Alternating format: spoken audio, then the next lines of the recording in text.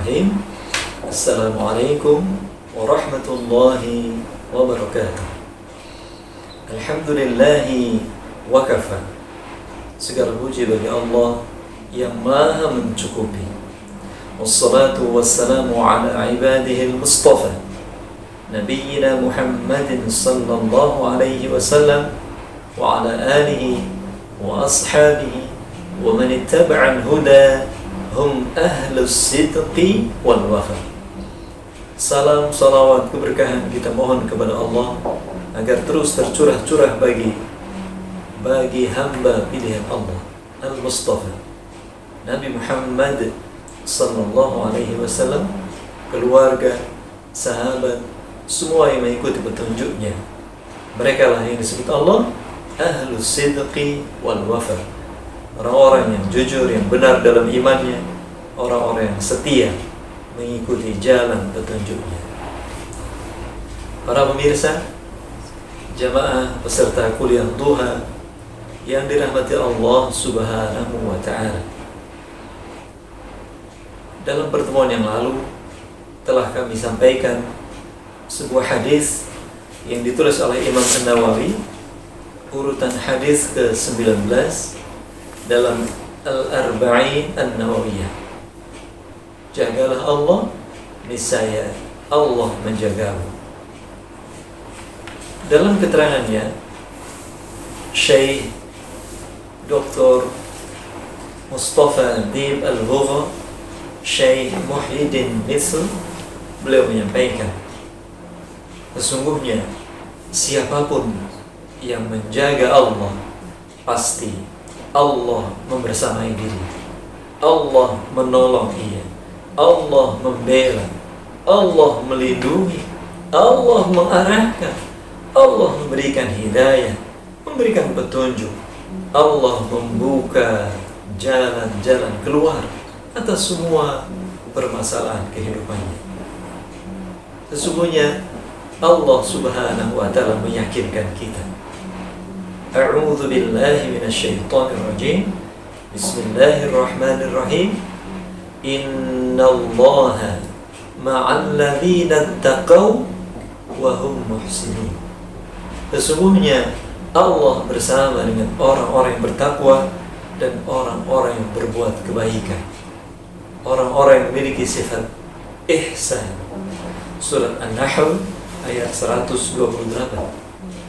Imam Qatadah berkata, siapa yang bertakwa kepada Allah, siapa yang yakin Allah senantiasa membersamai dirinya, pasti Allah akan membersamai dalam semua kesempatan. Allah akan menjadikan ia menjadi golongan yang tidak terkalahkan. Allah senantiasa menjaga dari seluruh gangguan makhluknya. Masya Allah. Bukankah ini yang sangat kita harapkan, khususnya di dalam sebuah kondisi yang hari ini kita rasakan betapa umat Islam, bahkan seluruh manusia, merasakan betapa dahsyatnya ujian, musibah yang Allah berikan kepada kita. Para jamaah, ingat senantiasa apa yang Allah pesankan kepada kita. A'udzu billahi minasyaitonir rajim. In tansurullaha yansurkum wa yutsabbit aqdamakum. Wahai mukmin, jika engkau menolong Allah, menolong agamanya, terus menjaga agamanya, pasti Allah menjaga, menolong kalian, dan Allah meneguhkan kedudukan kalian di bumi.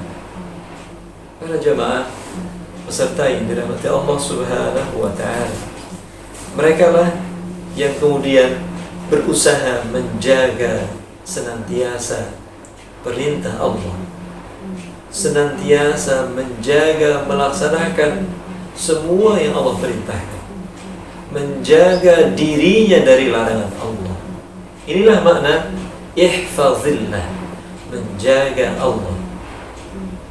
Para pemirsa, para jamaah kuliah duha yang dirahmati Allah Subhanahu wa ta'ala, dan di antara wujudnya yang dicontohkan oleh Nabi yang mulia sallallahu alaihi wasallam kepada Ibnu Abbas Dan hari ini sampai kepada kita adalah senantiasa berdoa, mengajukan permohonan, mengajukan pertolongan, memohon perlindungan kepada Allah satu-satunya ilah sembahan kita.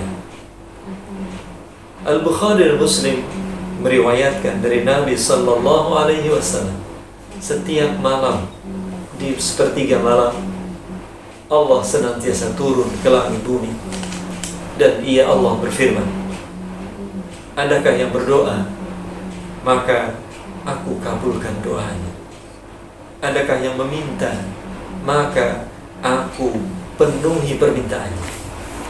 Adakah yang mohon ampun, aku ampuni ia. Berdoa, minta, mengharap kepada Allah, itu adalah ciri manusia bertakwa, dan itulah kunci kemenangan. Bukankah Allah meyakinkan kepada kita, ud'uni astajib lakum, minta, berdoalah kepadaku wahai kalian semua, pasti aku akan penuhi apapun yang kalian minta. Mintalah kepada yang tidak pernah bosan memberi kepadamu, dan mohonlah ampunan, mohonlah apapun kepada yang maha memberi. Bukankah Allah bersifat Al-Wahhab, yang maha memberi karunia? Bukankah Allah bersifat Ar-Razzaq, yang maha memberi rizki, yang maha memberikan semua yang dibutuhkan makhluknya? Imam At-Tirmidzi meriwayatkan sebuah hadis dari Nabi yang mulia sallallahu alaihi wasallam, mintalah kepada Allah sebagian karunia-Nya, karena Allah sangat senang jika diminta. Allah sangat senang jika diminta. Allah tidak pernah bosan kepada hamba-Nya yang meminta semua, karena perbendaharaan ada di sisi Allah Subhanahu wa ta'ala. Ma yanfadu dalam surah firman-Nya, apa yang ada di sisimu pasti lenyap. Wa ma 'indallah baq, ma 'indakum yanfadu. Apa yang ada di sisimu pasti lenyap. Wa ma 'indallah baq, dan apa yang di sisi Allah itu akan senantiasa abadi. Meminta kepada selain Allah adalah kehinaan. Na'udzubillah min dzalik. Sungguh, jika manusia diminta, ada kalanya mereka merasa bosan, gak suka, dan seterusnya. Tetapi ketika kita meminta kepada Allah, Zat yang maha memberi, justru Allah menampakkan, menunjukkan kebahagiaannya, kesenangannya, sebagaimana hadis tadi.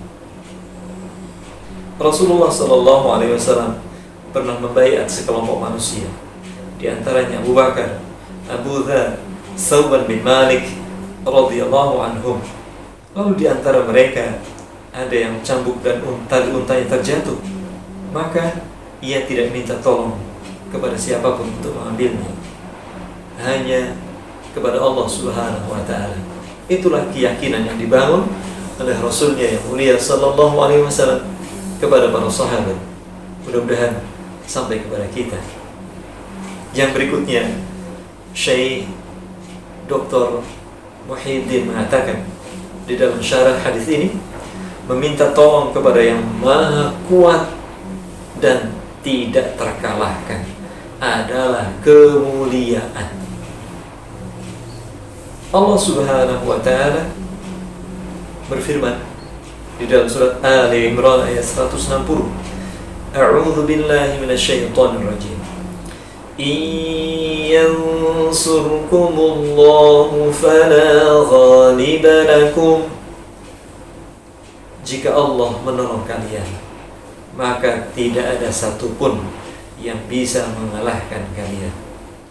Wa yakhdzulkum faman dzalladzi yansurukum min ba'dih Tetapi jika Allah membiarkan, tidak memberikan pertolongan kepada kalian, siapa yang bisa menolong setelahnya?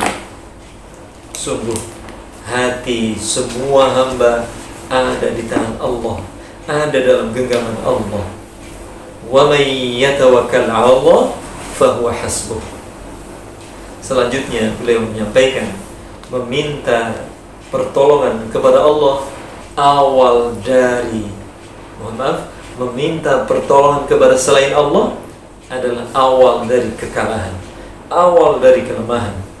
Meminta kepada zat selain Allah adalah satu hal yang merugikan. Allah Subhanahu wa ta'ala berfirman dalam surat Fatir, A'udzu billahi minasyaitonir rajim. Ma yaftahillahu lin-nasi min rahmah fala mumsika laha wa ma yumsik fala mursila lahu min ba'dih. Apa saja yang Allah anugerahkan kepada manusia berupa rahmat, maka tidak ada seorang pun yang bisa menahannya. Dan apa saja yang ditahan oleh Allah, maka tidak ada seorang pun yang sanggup melepaskan sesudah itu. Selanjutnya, keyakinan kepada Allah akan pertolongannya, akan takdirnya, akan kehendaknya adalah awal dari ketenangan. Dan ketenangan awal dari kemenangan. Bukankah Allah Subhanahu wa ta'ala menjelaskan, meyakinkan kepada kita, katakanlah semua datang atas kehendak Allah. Surat An-Nisa ayat 78.